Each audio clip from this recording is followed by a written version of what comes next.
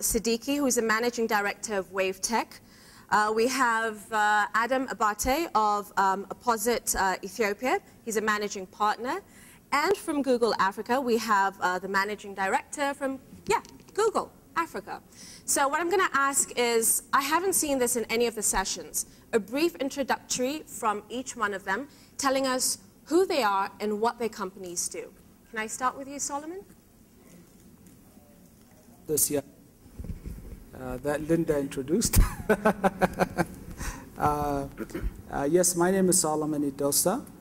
I was born in Ethiopia and went to the US for education and worked in the US for 18 years in technology industry as well as business consulting. And then 18 years later in Washington, I met Dr. Laney. And she talked to me about setting up a commodity exchange in Ethiopia. And a lot of the things that she told me seemed very, very risky. I wasn't even sure how it could possibly be done. So we've had extensive conversation.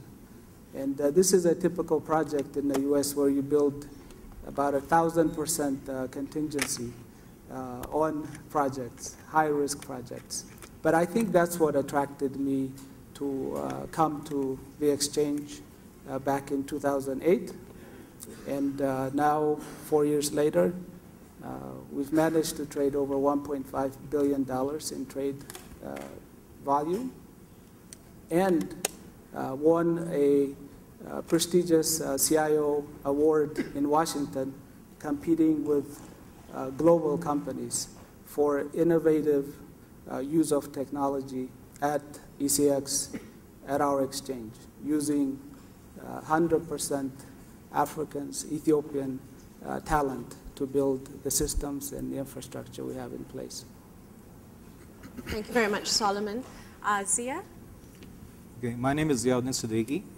I'm the director of WaveTech. WaveTech is an information technology company with a global presence. We are based out of Dubai Silicon Oasis, and we have offices in Dubai, Nairobi, Saudi Arabia, and South America. The core business that we do is information display and dissemination system. When I say display and dissemination, basically the display that you see over here is the kind of displays basically to display the information. We have done for 12 exchanges in the Middle East and Africa, including ECX. And we basically provide the complete solution from the software, from the connectivity to the exchange, to the end displays. The displays which are installed in the exchanges comes inside and outside the exchange.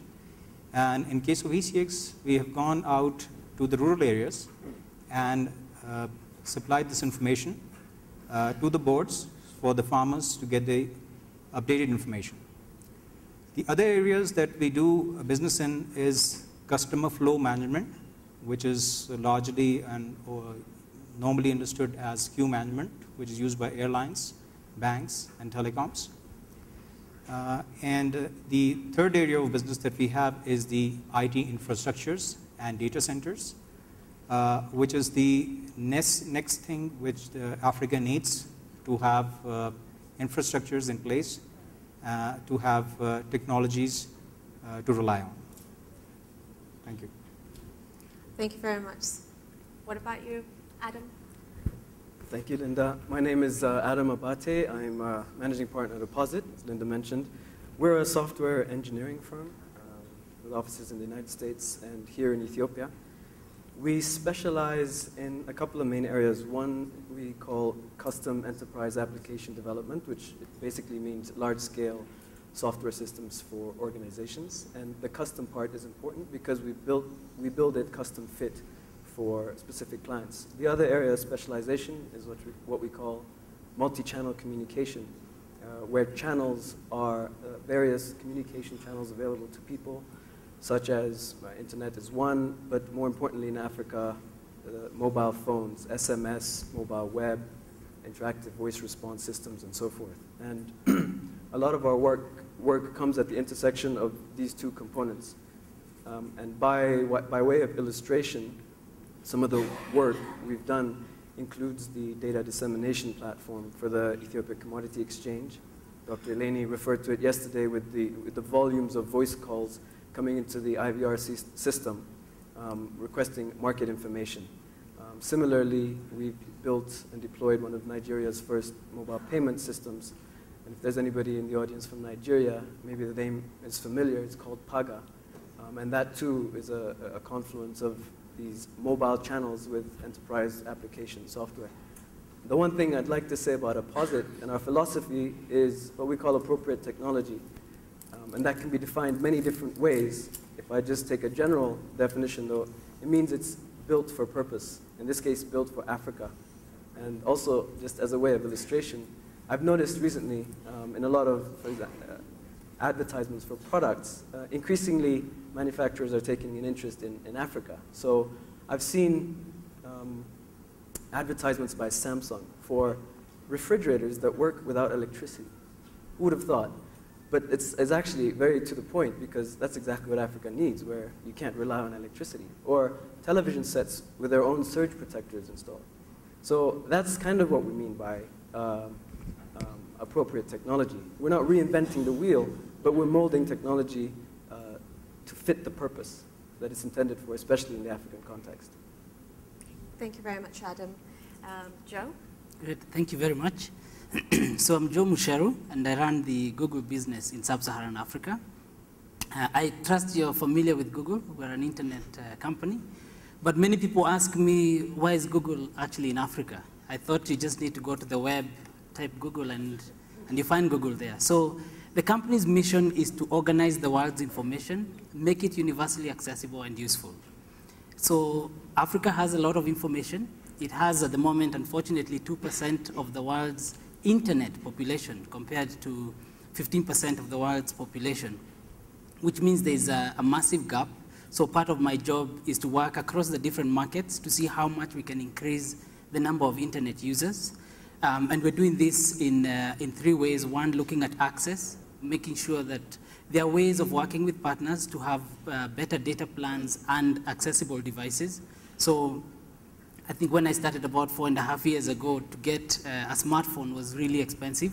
Today you can get smartphones for below $80 that are fully featured, colored, and so on. So those are some of the things that we're doing. The second is ensuring that our products are relevant and even creating new products. So you'll have Gmail in different languages, Amharic, Swahili, Igbo, and so on. We're localizing in languages. We're creating new products. We have a product called Google Trader, for instance, which allows for businesses to transact from a classified perspective. And then finally, we have a sustainability component in terms of the activities that we're involved in, where we work closely with governments and with education in ensuring that we have sustainable ecosystems. So we go in and we will work in terms of training in the university's curriculum, so that technology is an integral part. We'll work with governments in getting content online so that people are able to search and find the information they're looking for. So overall, as Google, our aim is to further that mission of organizing the world's information and making it universally accessible. Our CEO says this, our chairman says this is a 300-year mission. So we've just actually started, and we've seen that there's a lot of growth and opportunities that Africa is providing. I would say also that to us, getting people online has been a big part, but not mainly on desktops alone. I think the mobile phone, especially for Africa, it's been very clear for us that the internet is going to be mobile in Africa, whether it's a phone or a tablet, or even a laptop which is connected with a 3D dongle.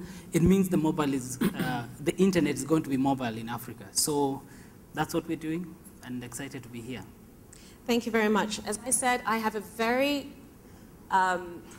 innovative crowd who are going to school us a little bit on how the information revolution can actually change the way we do business in Africa, especially when it comes to commodity exchange, what our expectations should be, and how we can actually transform and move forward. It's all about moving forward, and technology, for me, is the way of the future. So if you're not techie-ridden, This is a time to actually jump on the bandwagon.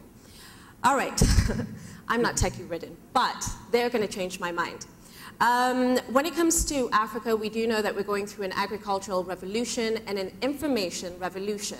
Now the question is, how do we apply technology in Africa? And I kind of want to start it off as simple as that. How do we apply technology in Africa? We have seen the likes of M-Pesa doing very well. The use of the application with the phone. I don't have to call Kisumu and then call Nairobi. Hi, Jenga. So what are the prices in the market? We can actually get it off our mobile phones. So how do we apply technology in Africa? And I should start maybe Solomon or Joe? Joe, you want to start?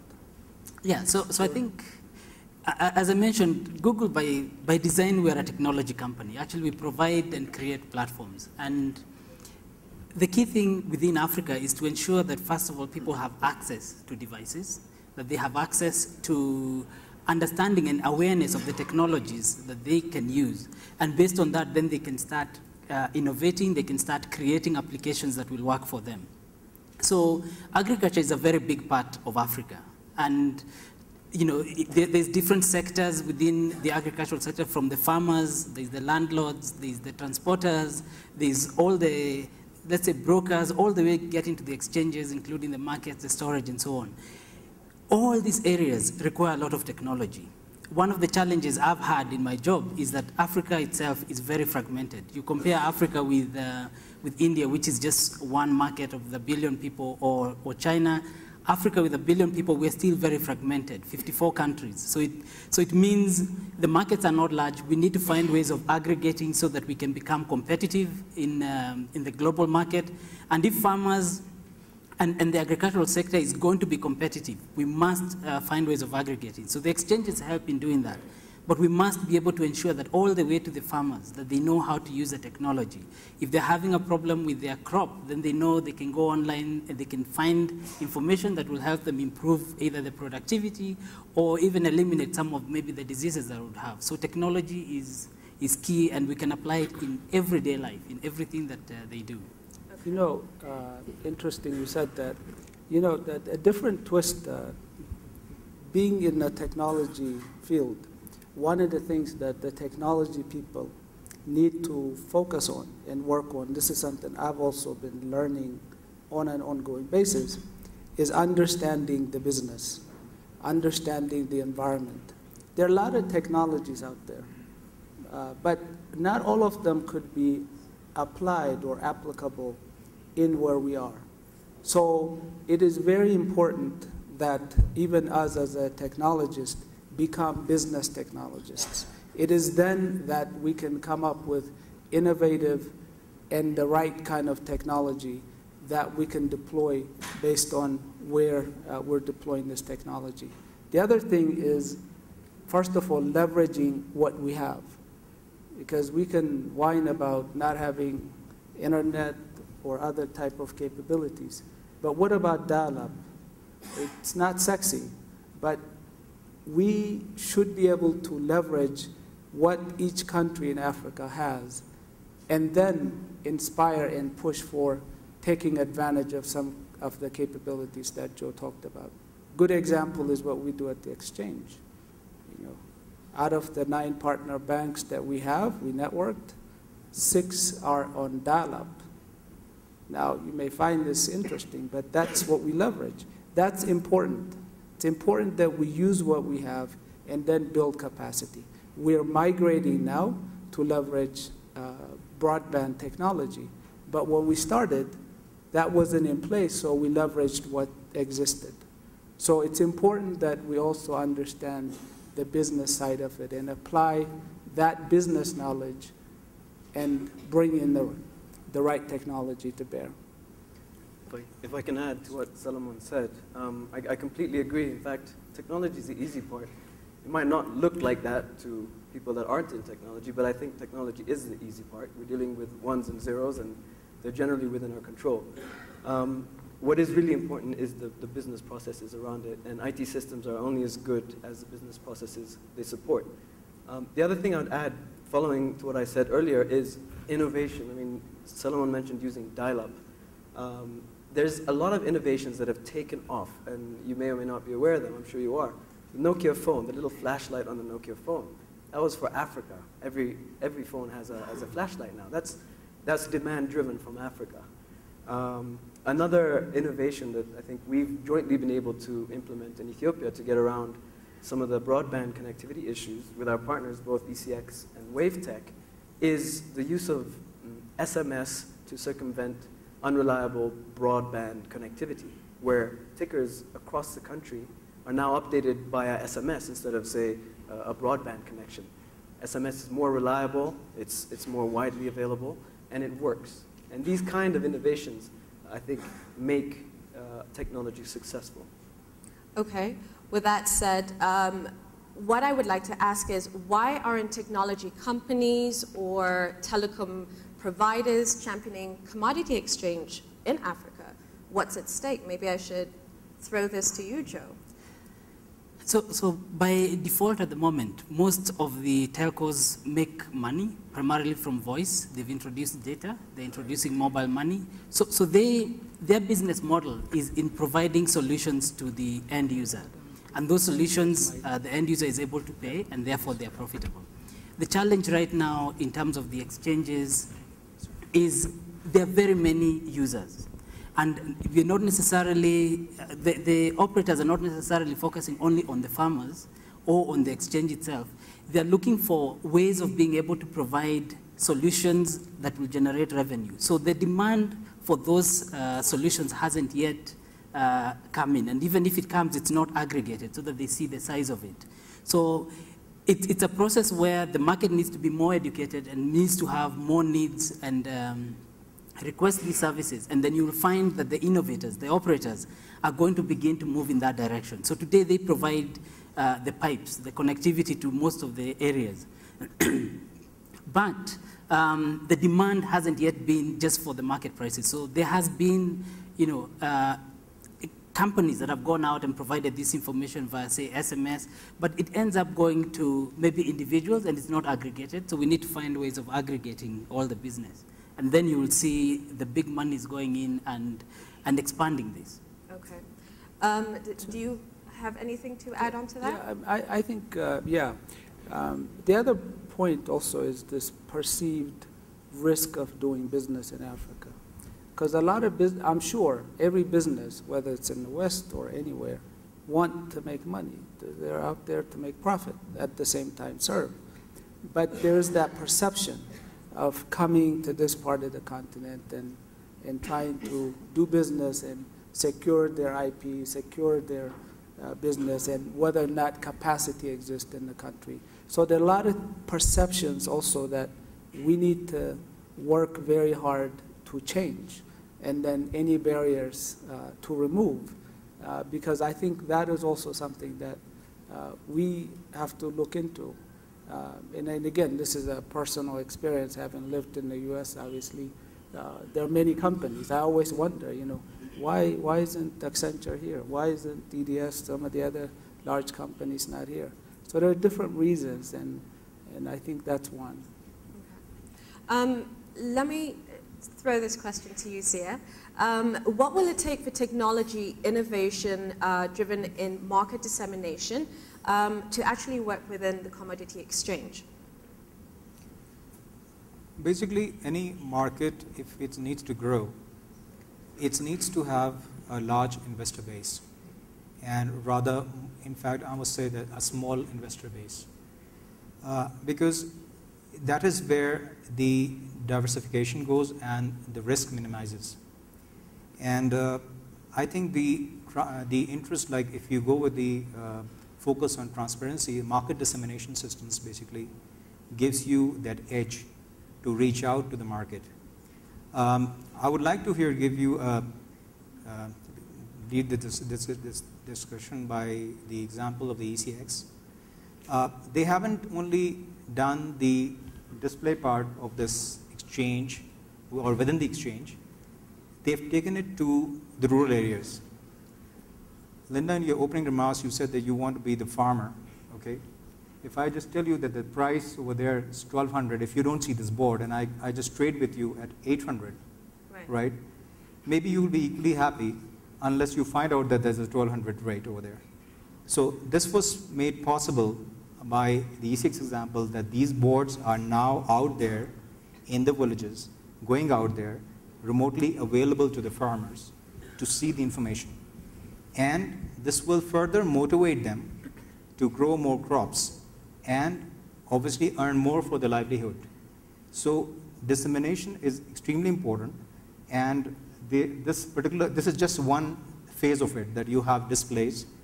The next thing is that this is already being done by GSM, by SMS, that you receive the information on the rates on your phones. But the technological perspective has to be kept in mind always, that the user friendliness of this information has to be very, very important. Knowing the requirements of the developing countries that we live in, there is an education background of that how people are going to understand, how people are going to operate the phones, and other than the voice information that they receive. The information displays basically serves this purpose, which basically helps the farmers to multiply the business and generating the volumes which is required by the exchanges.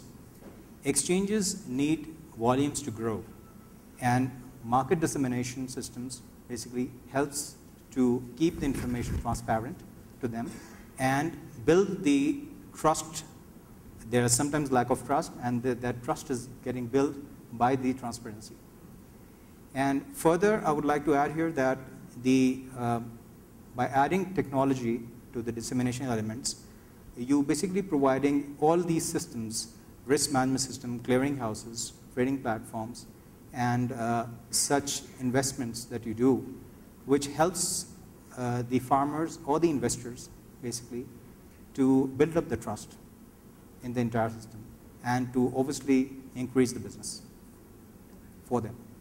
Okay. So what is the whole myth basically that is surrounding technology, that it is expensive? I mean, we hear, or we have heard from previous sessions, that technology is not the way of the future.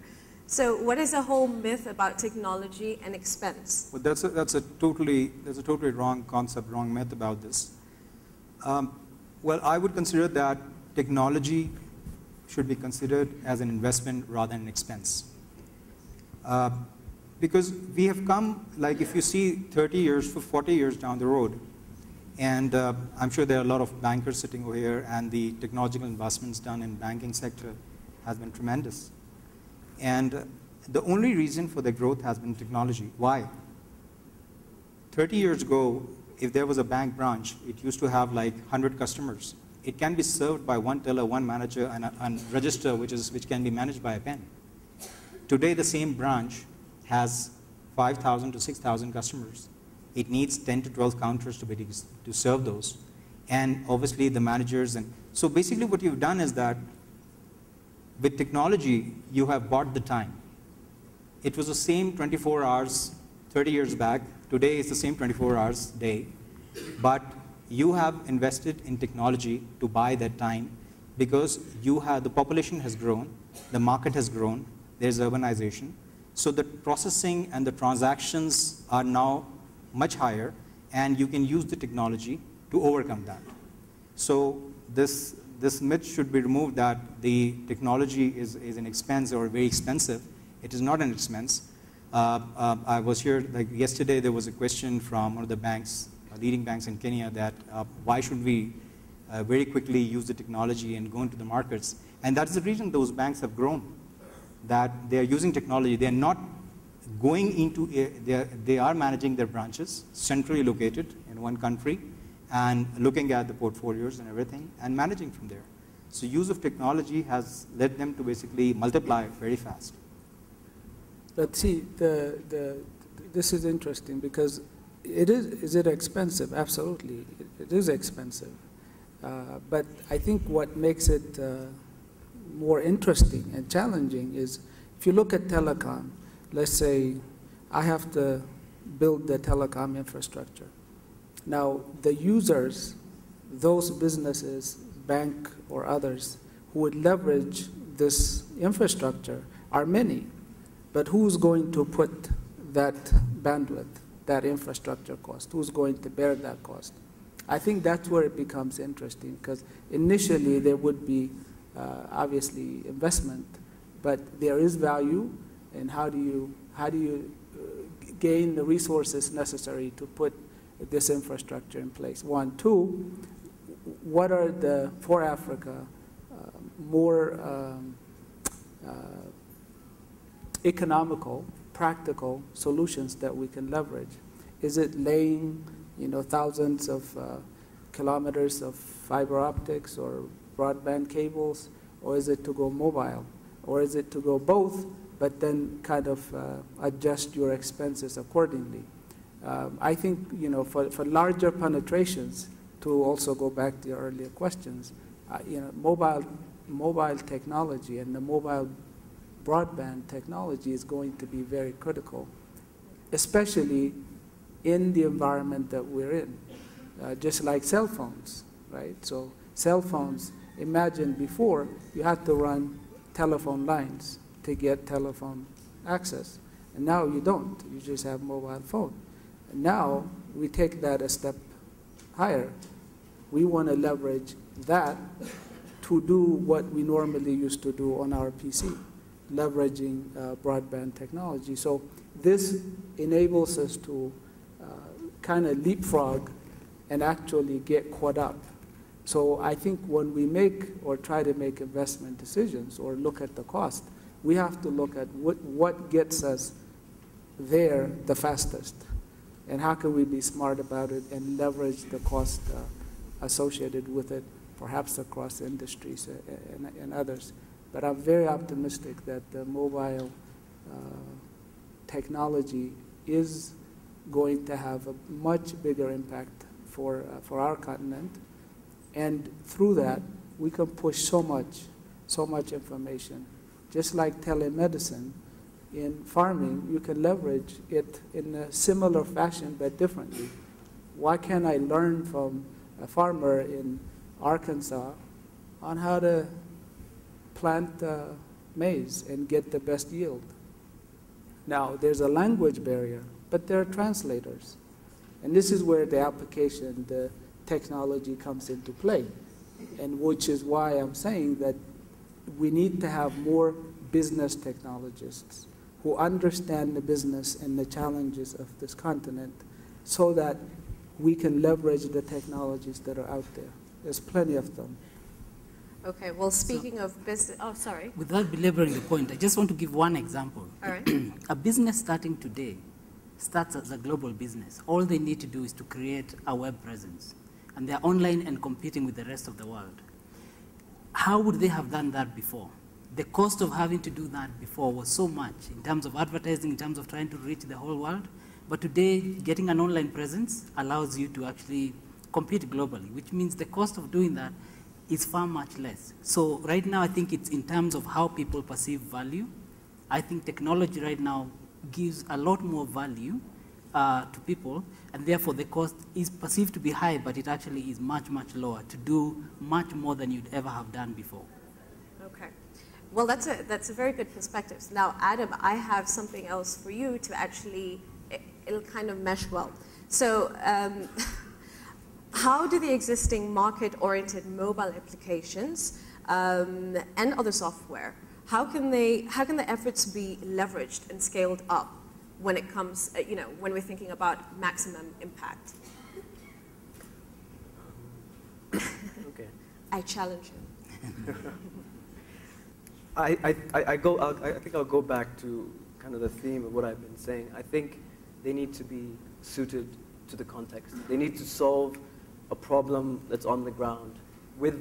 And if that happens, I think they're generally runaway successes. If you take the example of access to market information, the Ethiopia Commodity Exchange here, by implementing a distributed and widely available medium through which farmers or anybody along the value chain can access information, have created value. And we've realized that even without much publicity around it, there's huge volumes.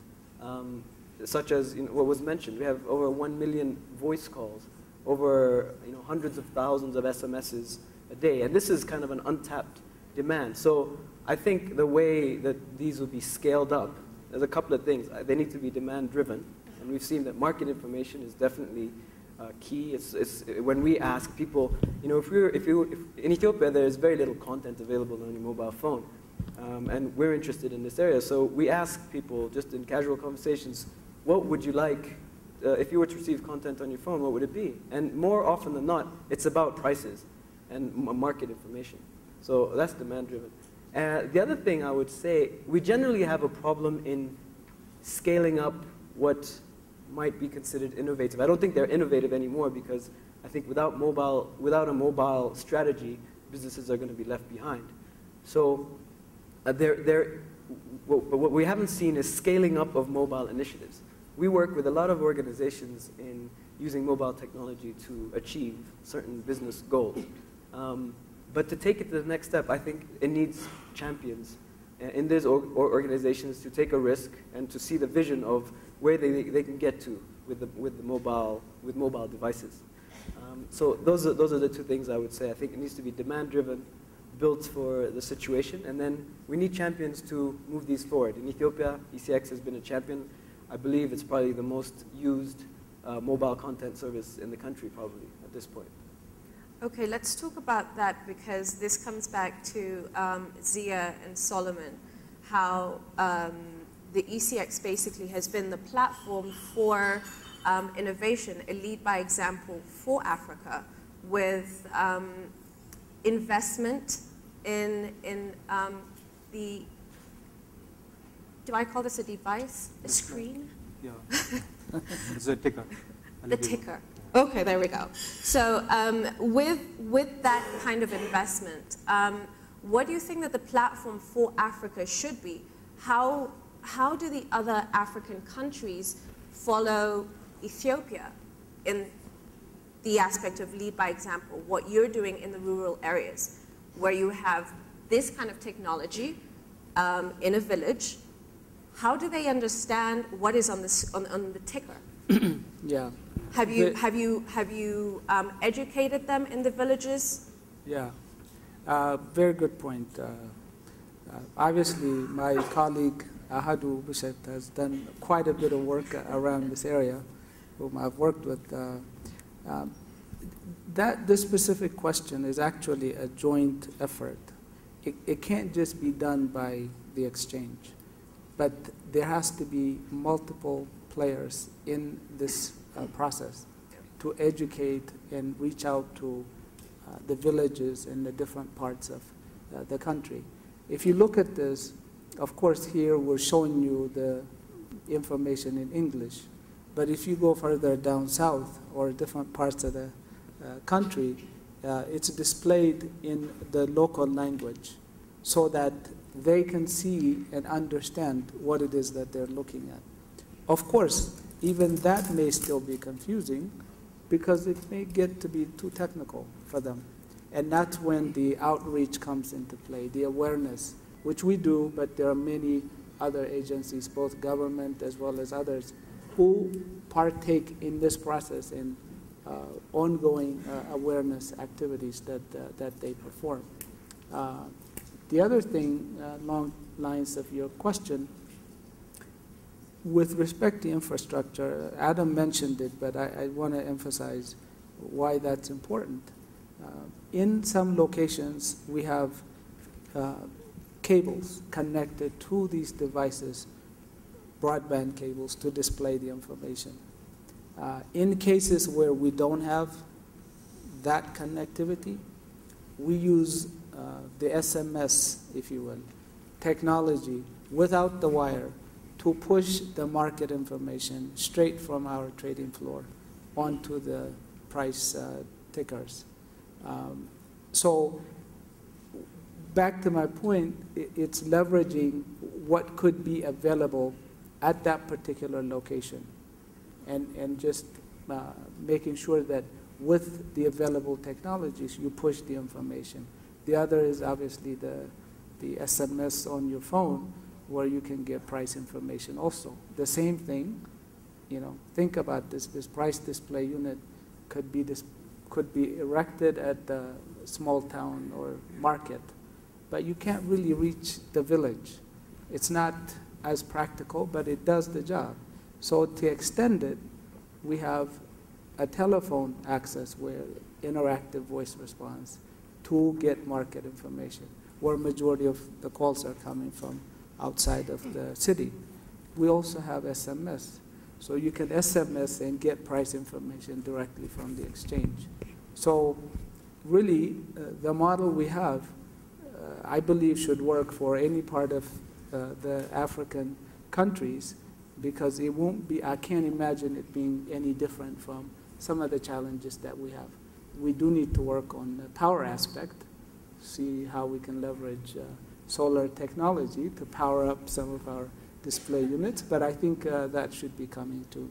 Anything to add on, Sia? Yeah, I think this particular thing has to be seen in the perspective that I would again like to extend further from what Solomon has said.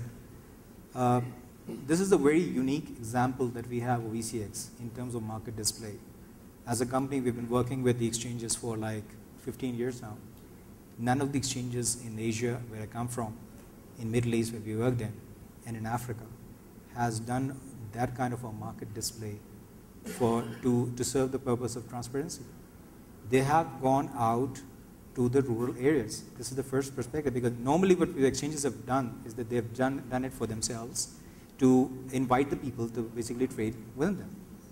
They have gone out there basically to do that. There have been challenges, like Solomon said, in terms of the broadband connectivity, and like Adam said. And this is where the technology has worked, and we have aligned with them basically to interface with them. And in addition to the broadband connectivity, we're providing them an SMS interface, so that where you don't have the connectivity of the broadband, the information can be updated through the SMS. Rightly said by Salman that there has been power outages, and that remains a challenge basically. But I think the time is very near that we will soon overcome that. I believe in the last 3-4 years of traveling to, especially into Ethiopia, I've seen that it has really improved, and we don't come across that. I'm sure it is improving in the rural areas as well. So I think the technology has worked, but I think their principle of working has been first to disseminate the information. That's the first perspective. The second would be to come up with the platform that people can electronically trade, right? And obviously the next would be coming for the web and trading from remotely. So I think this should be the unique model. This should be, I think, followed by the other exchanges, because transparency, first of all, basically will build the volumes that you need to sustain.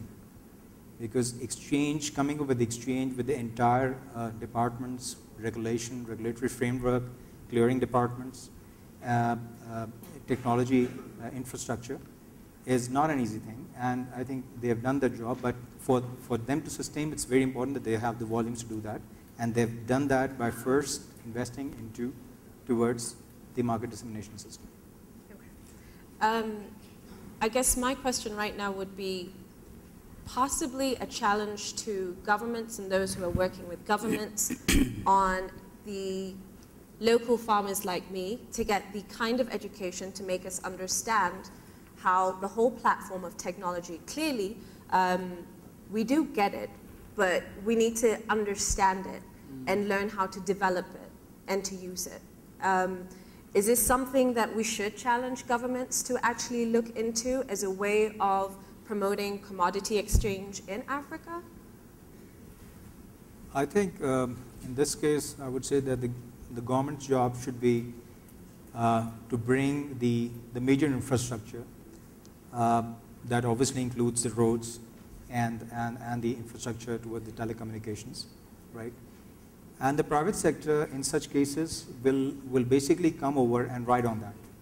So you actually the government doesn't need to basically involved in the private sector elements. If you see the countries around us, the private sector investment has grown, and because there was a basic infrastructure there. So I feel that if the infrastructure is there, the private sector would come, and they would invest in the technology to support corporate customer base like exchanges as well as the banks, and that can be easily fulfilled. So I don't see it as a challenge. I think government jobs should be to make the regulation and provide a basic infrastructure.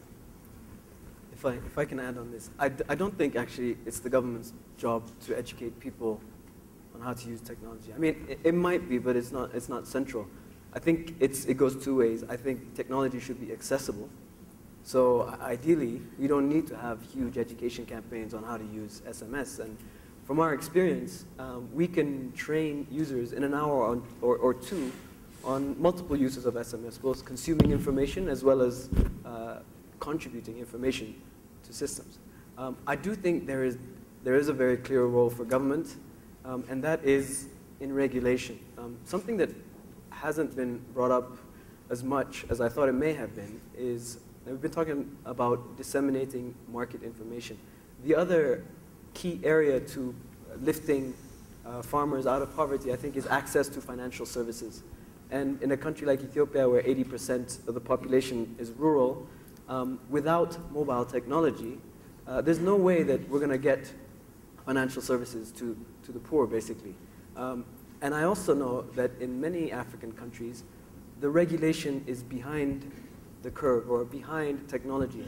So we need regulation around the use of, for example, electronic payments, mobile payments, and the like. I know in Ethiopia, that regulation is not there. We also work heavily in Nigeria. That regulation is developing, and it's come a long way.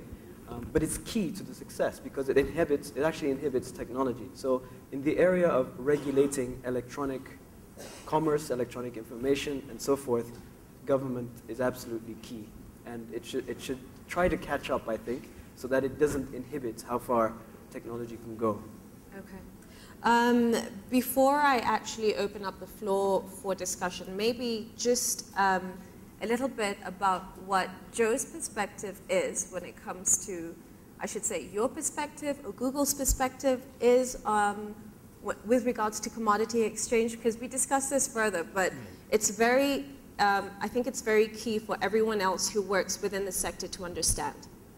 So I think the perspective is primarily from management of information. So we as a company are very good at managing information. Right now we have about 48 hours of video uploaded onto YouTube every minute.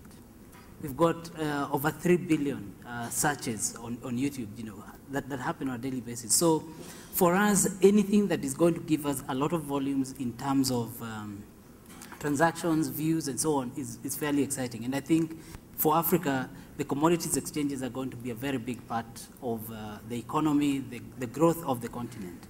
Aggregating that is actually quite important. The ability of, I would say, the people looking to buy products and being able to find those products wherever they are in the world, that's very key for Google. And from a personal perspective, I think this helps us build a platform which in future, the commodity could actually include talent of people, not just the farm commodities we're talking about. It could be that I'm skilled in the following area and I'm offering my services to people around the continent, around the world, and that is made available. So for us, we look at this as a platform that can be used for many different uses, not only just on the commodities alone. So again, our mission is very global, very large, and so we do this even beyond the commodities. Okay. Yeah. I wanted to find out from my great friends here, do you have questions for each other? Challenging questions for each other? I will open the floor for you. I like that. Taking the initiative to ask the questions now. I just want to, I want to see if they have questions for each other with regards to working on the technology aspect. How can Google help the ECX right now? What does the ECX need to learn from Google? What do you, as the information provider, need to attain from, say, WaveTech, from Zia and his company? Sure. I'll ask Joe a question. Please do. And I've actually asked him this in private, but this is public, so. Yeah, fine. Go ahead. Should we fear Google? Are you gonna take over everything we're trying to do, or are we gonna be able to work together? So I think fear is. It's hard to describe what you mean by fear, but I think is that you feel maybe Google has a lot of information. But the truth is, Google is an index of information that is actually available out there. So when you have your website out there or you've got your products out there, we index and direct people to that information. So we actually don't own the information. What we do is we have a platform that facilitates for people to exchange information. So we organize the information so that it's easier for you to find it and make your life better. So I think the fact that I'm a Kenyan, an African that's hired to head Africa, I think Google is saying, look, here's the platform. You guys, what do you want to do with it? And as we talked earlier, we are saying, how can we work together? Because we work mainly in partnership. It's not something that we create. When you succeed, when the user, the end succeeds, we all succeed in that ecosystem. So no need to fear Google. I think you should partner with us and we'll partner with you and grow Africa as much as we can. Maybe if I can add to Adam's question, I mean, since you guys got the big money, right? What are your strategy or thought in terms of building capacity within Africa? Because that's, one of the things that I think we need to build. Capacity, I'm talking about people. Right. Arming them with technology and business knowledge. What is that, if you can speak around So I'll give two examples. We have an initiative which we call Google App Support Program, which works primarily with universities. Together with that, we have a university program where we go into the universities, work with them in terms of providing infrastructure. So we give grants for equipment and for bandwidth in return for use of Google Apps, where we provide also our cloud platform, email, collaboration, and the universities are able to start using technology. On top of that, we also work in terms of the curriculum to ensure that the education that's taught, people will have the tools and access to our services, and we've done this in collaboration with MIT. So we have an MIT-I program that we've been running for various universities across the region. We have outreach activities, which again, we go and we have Jifunze. It's a program we've been running in Kenya with all the secondary school teachers. We teach them how to use the internet and technology to be able to educate more. And more than that, we also support scholarships. So Zawadi, these are for girls. We give a lot of scholarships. We have students and graduates who come to our engineering offices in Zurich. So I think we've got about 8 that we're having every year, and that number is actually growing. And more than, I would say, 85% of the people we've employed in Africa are actually Africans. So we are making sure that we're part of the fabric and that we are handing off any skills. We actually have exported 2 of our guys to go and become engineers in the main engineering offices. This is from Africa. So again, the world is now global. You open a business, you're competing globally, as I said, which means then we have to compete at that same level. And Google is partnering with us throughout. I guess I'm going to open up the floor. There you go. All right.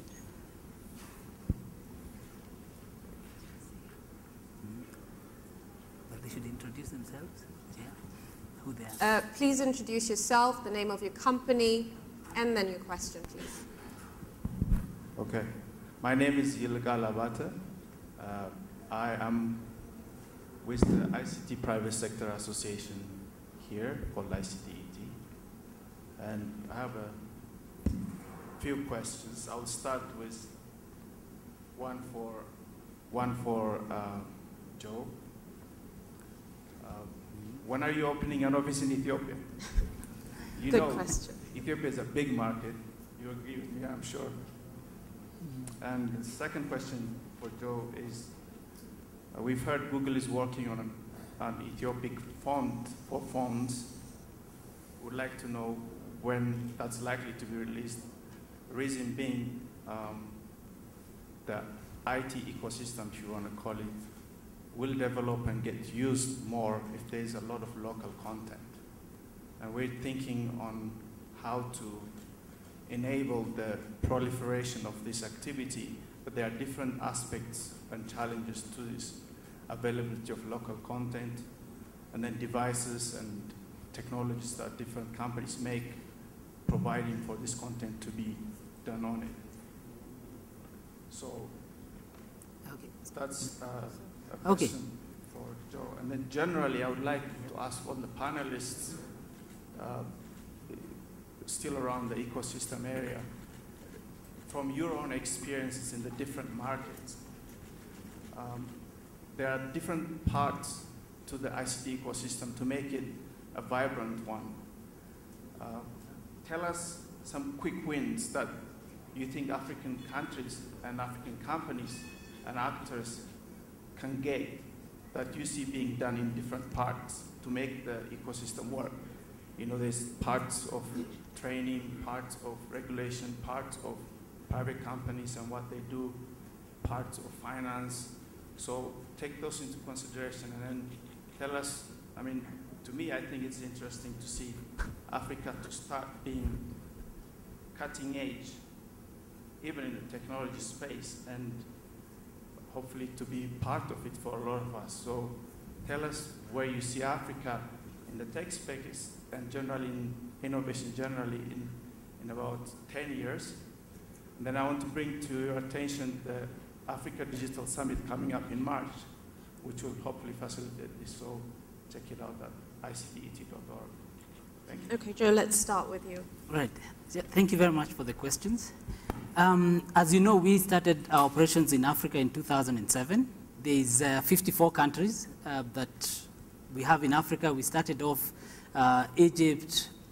We've got actually offices in Egypt, South Africa, Nigeria, Kenya, Uganda, Ghana, Senegal, and we're keeping on opening offices. So at the moment, we don't have anything to report in terms of opening an office in Ethiopia.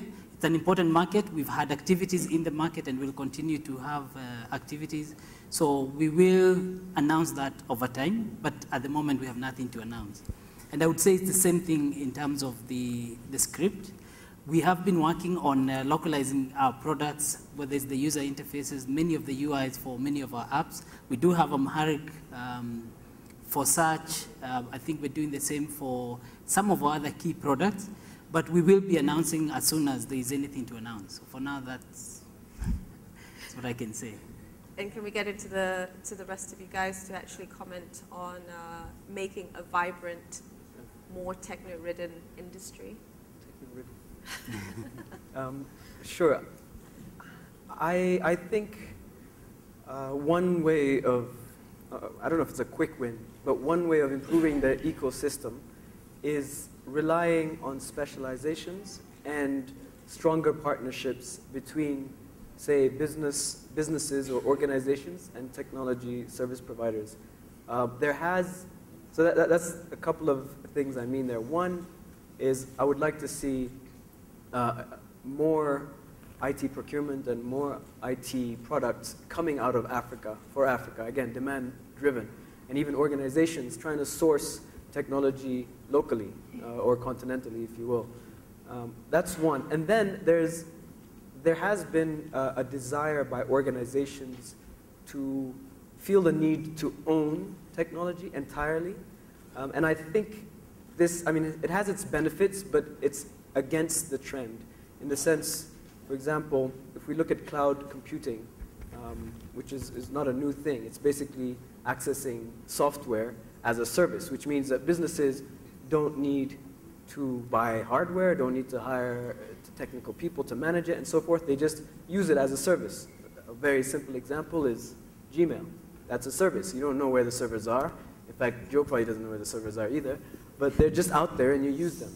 And I think this is important for the success of systems. So what I would like to see more of is relying on specializations and businesses being willing to rely on a service provider to provide them a technology service, and they don't have to worry about it. And that way, through that partnership, it's not a turnkey project where, you know, I provide a solution and I'm gone. Instead, we see these systems growing together because it's in the interest of both parties. They become sustainable and they become scalable. So that's something that I would like to see change more in Africa.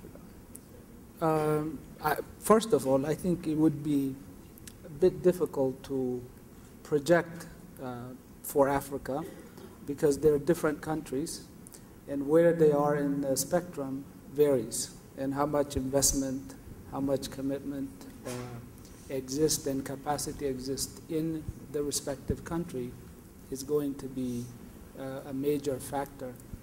But I think to your point, Adam, with minimal investment, if we can leverage technology and services, that would be the fastest way, as I was saying before, to get to where we want to get to. This idea of cloud computing obviously is key, but it requires the connectivity, because this server is running somewhere in the cloud. If I'm sitting here and I can't get to it, it's a service that I'll never see, probably imagine that it's out there.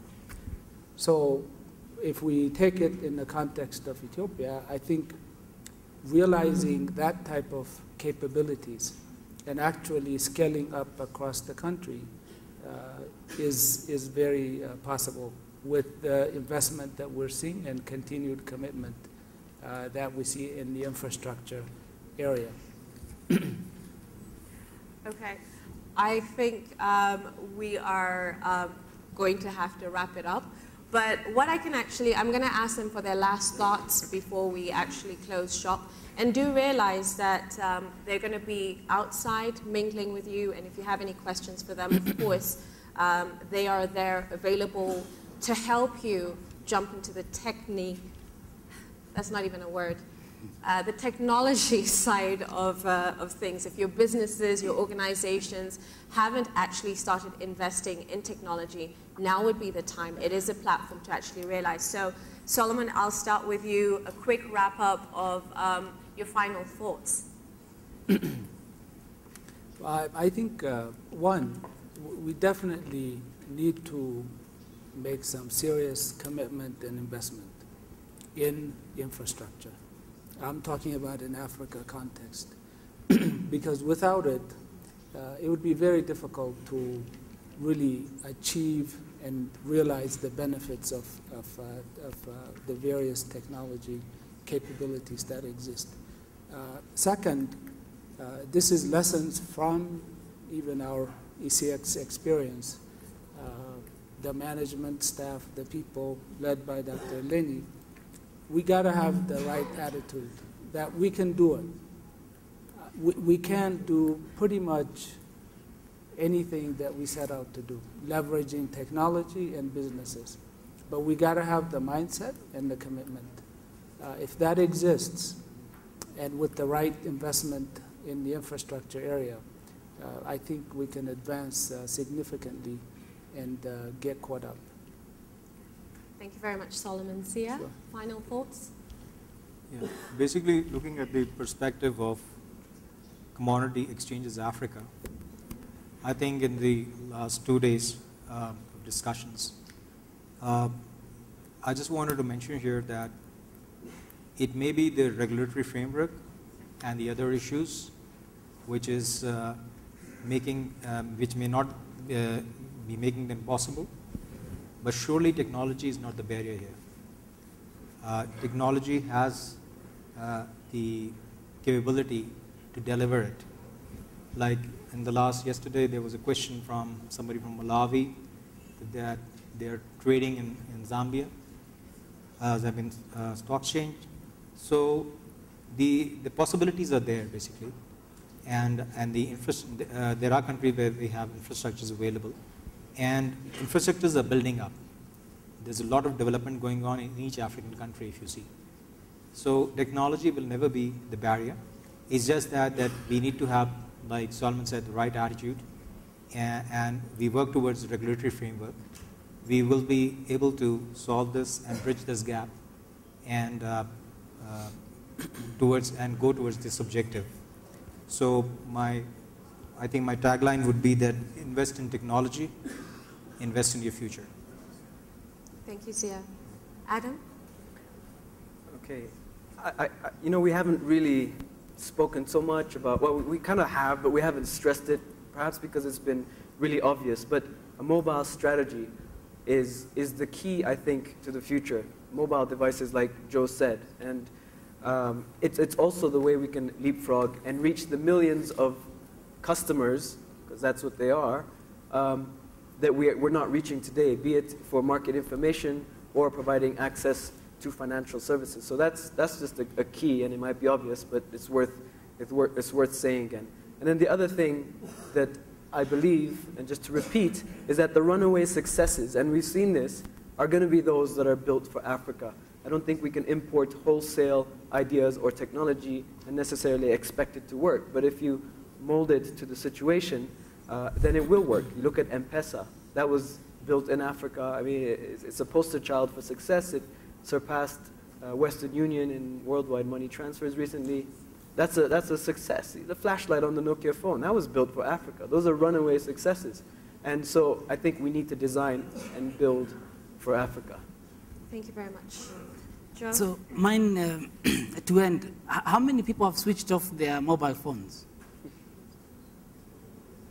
I'm sure you still have them on. I had difficulty switching off mine. So we are already connected, and most of the people in the markets are connected. So the key question right now is, where is the information? What is it that we need, because we are already connected? Who are the players in this sector? I think the definition of who the players are and what their needs are isn't very, very clear. So, you know, where I can buy this or where I can buy that, where I can get supplies. The transporters maybe need to know what is being transported from where to where. This is where the applications are going to come in. This is where the innovations are going to come in. This is where you're going to see people invest more and more. So I think the challenge to us right now is to provide the information that says, here are the needs. And once we have that, we can actually begin to scale that significantly, and then scale that across Africa. So I would say, let's be clear on the needs, what we want, and technology and innovation is actually going to drive the way for us. Africa has about 25% of the world's arable land, and there's hunger in the world. I think we have a pole position to be able to take full advantage of the opportunities and scale this across the world. Thank you very much, Joe. Please, a round of applause for my lovely audience.